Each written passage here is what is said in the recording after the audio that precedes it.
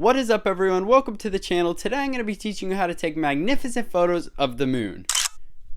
Before we begin, let's get into some of the stuff that you'll need. So of course, you need a camera. This is the Canon 80D, but you can really just use any camera that has interchangeable lenses. If you've got a crop sensor camera like the 80D, then you'll need above 200 millimeters. So this is the Canon 55 to 250 millimeter. This will be perfect if you've got a full frame camera.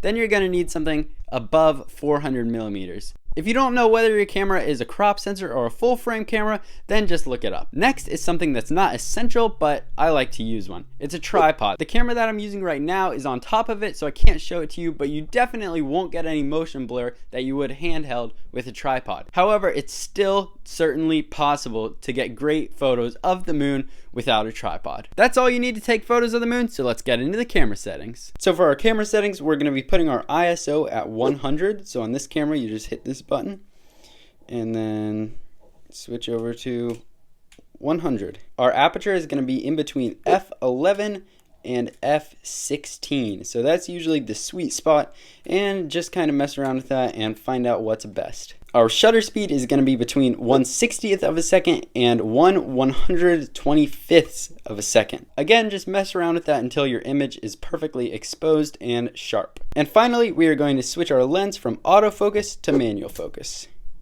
Now that we've got all of our gear and our settings in place, let's head outside and get some pictures. Alright, so we just made it outside and the sky is insanely clear, so this is going to make for some pretty epic photos. So right now we are at 55 millimeters and we're going to go ahead and zoom in all the way to 250. And now we are going to manually focus the moon.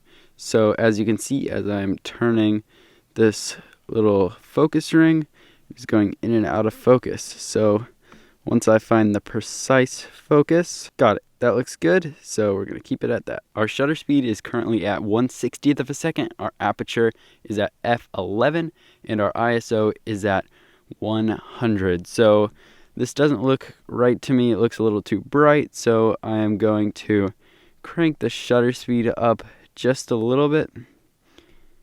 And 1/25th is looking pretty good to me, and I'm going to change that aperture to 13, and now I'm just going to try a bunch of different exposures and see which one turns out the best.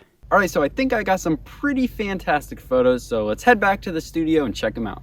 Here are the pictures I snapped, and I would say that after editing them, they turned out pretty darn good. Like, imagine telling your friend, I took that. If you found this video helpful, then don't forget to subscribe because we have so many more videos coming out really soon on how to get better use of your camera. Thanks so much for watching, and I'll see you in the next one.